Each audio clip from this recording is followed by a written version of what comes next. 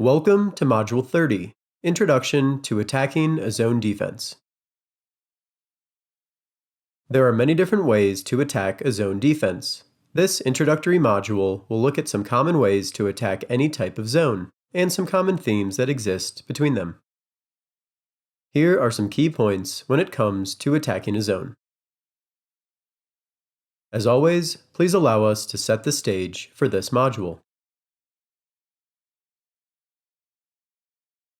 In this first example, the white team is set up in a zone defense. The red team, rather than having one player occupy the gap between lines, will do a good job of having various players flash into that area. Let's see what this looks like. We can see the player on the left wing flashing into the gap, not receiving it, and then popping out to the perimeter to clear space and continue to circulate the ball. As a couple more passes are made, we can then see the ball handler penetrating the gap, drawing in defenders, which begins to put pressure on the defense. As we continue again, we can see as the ball is moved around, another player for the red team flashes into the high post, and again begins to clear out. Watch this player after he makes a pass. We can see that he quickly flashes into the soft spot in the zone, and now has space to receive it.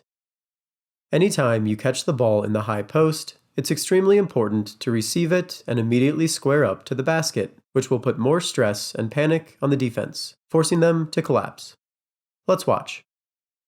By receiving it, squaring up, and threatening the drive, we can see the defense has completely collapsed on the ball handler, leaving this player wide open for a kick-out pass.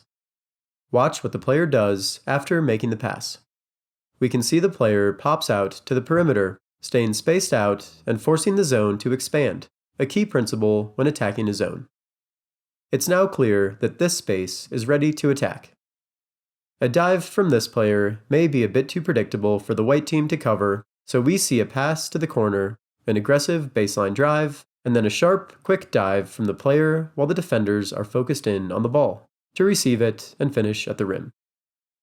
Overall, this was a great possession that showed key concepts like flashing into the gap penetration, ball reversals, passing to stretch the zone, and finally a great dive in the gap.